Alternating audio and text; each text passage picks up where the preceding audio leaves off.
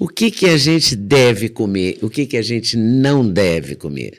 Você deve parar o que está te prejudicando, manter o que está te beneficiando e introduzir as novidades que a ciência vem mostrando. Um dos segredos é a diversidade. Se você comer arroz, feijão, carne todo dia, igualzinho, você vai encher de nutrientes que aqueles 3 têm e vai ficar faltando o resto. Porque eu tenho que ter uma fruta, eu tenho que ter um vegetal para constituir todos os nutrientes. Não adianta eu ter 31 dentes na boca e faltar o meu incisivo central direito. Eu não tenho sorriso. Você entendeu? Posso ter 31 dentes, eu sei, mas está faltando o incisivo central direito, seu sorriso acabou. Concorda? Então, a pessoa pensa que está comendo bem, ela come todo dia a mesma coisa.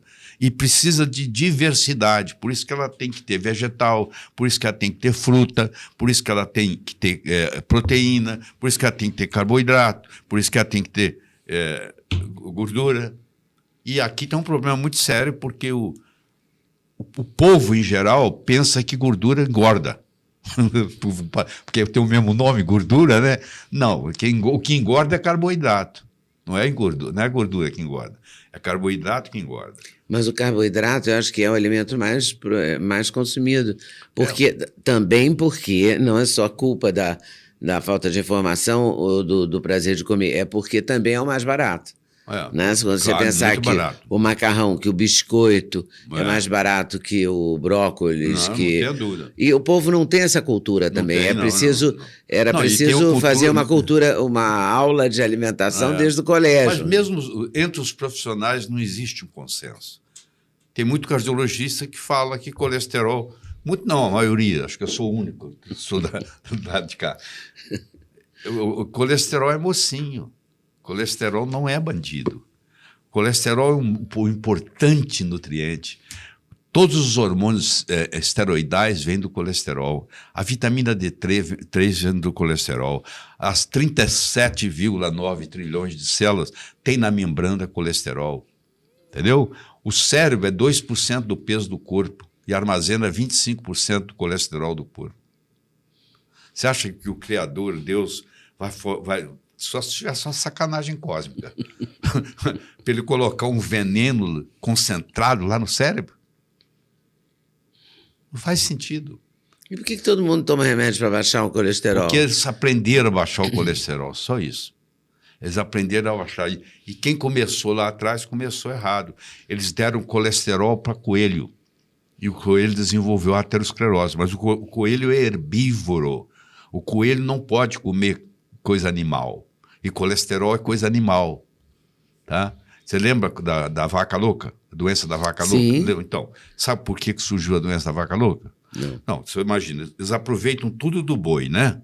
Quando o boi, até o berro dele eles usam para buzina. Tudo é aproveitável.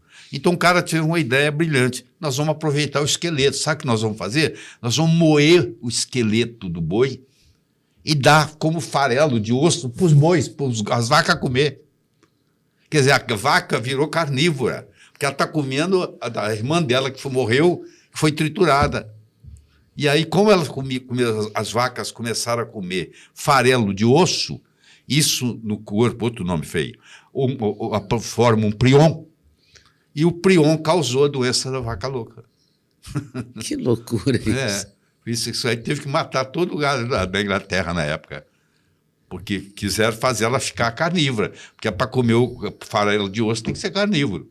E ela é herbívora. Da mesma forma, se eu der colesterol para coelho, eu estou procurando problema meu, porque ele não sabe lidar com colesterol. Nós sabemos. Mas a gente tem que respeitar o tal do limite que os americanos dizem, até 200, né? Não tem. Quando eu comecei a praticar medicina, há 51 anos atrás, o colesterol normal era 320. E só vem diminuindo. Você ainda vai ver diminuir mais ainda. Agora está em quanto? 199, 200, não é isso? 200, é. E a gente toma remédio para baixar o colesterol para mantê-lo em 200. Então está errado isso? Está errado. Do seu ponto de vista? Do meu ponto de vista está errado. Eu já escrevi livro sobre isso. Tá errado. Falar nisso, quantos livros você tem lá aí que eu já 42. não sei mais? Caramba!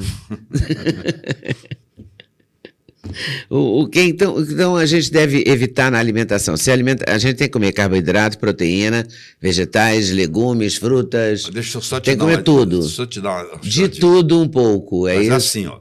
Já viu falar em Hara Hashibu? Não, Hara, escreve aí, Hara. H-A-R-A. H-A-R-A. Hara. Hashi. R-A.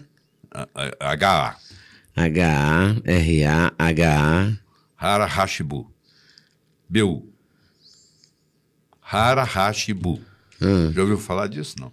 Hara Hashibu é uma técnica, já começou no Japão, onde você senta na mesa e não come só 80% do que você queria comer. Ou seja, você mata a fome, mas sai ainda com lugar para mais comida. Então, lá onde tem mais gente longevo no mundo, que é na Okinawa, eles praticam o Hara Hashibu. E isso se espalhou pelo mundo. Você não pode comer para torrar. Você tem que sair dali com vontade, um pouquinho ainda de fome. Você entendeu? E como lá nos ancestrais, quanto mais longe for uma refeição da outra, melhor. Você deve ter ouvido falar no jejum intermitente. Sim. Tá? Hoje tem mais de 1.500 livros no Amazon.com sobre jejum intermitente. Quer dizer, se alguém tiver alguma dúvida, é só procurar. E fala-se que é uma técnica de sobrevivência. Sim, muito importante. Eu já entrevistei um médico cuja mulher teve câncer e ele receitou para ela fazer jejum durante, sei lá, 30 dias. E ela ficou fazendo isso e ele acha que houve uma remissão. É verdade. Jesus, Maomé, Moisés, os três concordavam no jejum. A única coisa que eles concordavam. Quer dizer que você é um defensor do jejum? Sim, sou um defensor. De horas de jejum de 12, 14, 16, 18, 24? Lá em casa a gente come, tem um lanche às 4 horas da tarde, depois eu como uma perinha dessa pera portuguesa lá pelas 7, 7h30. Nós nos jantamos. Não faz parte. E aí você só vai comer no dia seguinte. No dia seguinte. Então o seu jejum é de mais de 12, deve ser de mais de 14. Em torno de 14. Em torno de 14. Sempre isso diariamente? Diariamente. Eu não como pão, né? Eu raramente como macarrão uma vez ou outra, mas pão eu não como. Eu tirei o pão, nunca. E o pão vicia. Se pedir uma pessoa para parar com pão é difícil. Ela tem quando para, é um problema. É porque o hábito é muito difícil. Não é só o hábito, não. Mudar hábitos. O glúten vicia, né? O glúten vicia. É porque o sem glúten não tem a menor graça. Não é? Raramente você acha uma coisa sem glúten que tenha graça. Mas você tem que tirar o glúten da sua vida. Você tem que tirar o glúten da vida. Ele tem que fazer... Vou te explicar por quê. O pão que você come hoje não é o pão que Jesus comia. Houve uma modificação genética muito grande no trigo durante esse período. E nos últimos 40, 50 anos, a produtividade do trigo aumentou 400%. E praticamente tudo isso aumentando o glúten. Então não existe organismo humano que vai se dar bem com glúten. Mesmo que você não tenha problema, você paga um preço por isso. E o glúten tem uma proteína chamada, vai ver um monte de nome feio, chamada gliadina. Essa gliadina é uma proteína de muito difícil digestão. E essa gliadina, quando ela cai no intestino, ela estimula a zonulina. A zonulina é a proteína que abre as portas para entrar coisa do intestino no sangue, passar direto. Aí passa a gliadina. Ela estimula a zonulina porque ela quer passar, ela quer entrar no sangue. Ela cai no sangue. Quando a gliadina cai no sangue sem ser digerida, ela é considerada pelo organismo como um corpo estranho. E aí é feito um anticorpo contra ela. Um anticorpo antigliadina.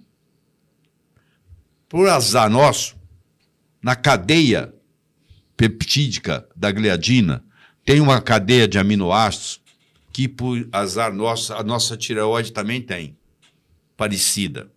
Então, quando eu crio um anticorpo antigliadina, Na realidade, eu acabei de criar um corpo antitireoide. Isso tem um nome feio também, chama mimetismo molecular, também chamado homologia estrutural.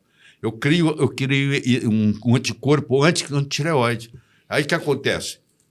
Agora, aquele anticorpo começa a atacar a minha tireoide. Aí eu desenvolvo uma tiroidite Hashimoto, que foi causada pelo glúten. Não é a única causa, mas esse é um caso. Mas o glúten teve uma participação importante, digamos assim. É fundamental. Então, tirar o glúten é essencial. É essencial. Oi, gostou do pequeno trecho que você assistiu da entrevista do Dr. Laí Ribeiro? Pois saiba que tem muito mais na entrevista inteira, na íntegra. E está aqui no canal Leda Nagli do YouTube, à sua disposição, te esperando para melhorar a sua qualidade de vida, o seu nível de informação e a sua saúde. A gente espera vocês na entrevista completa do Dr. Laí Ribeiro. Até lá.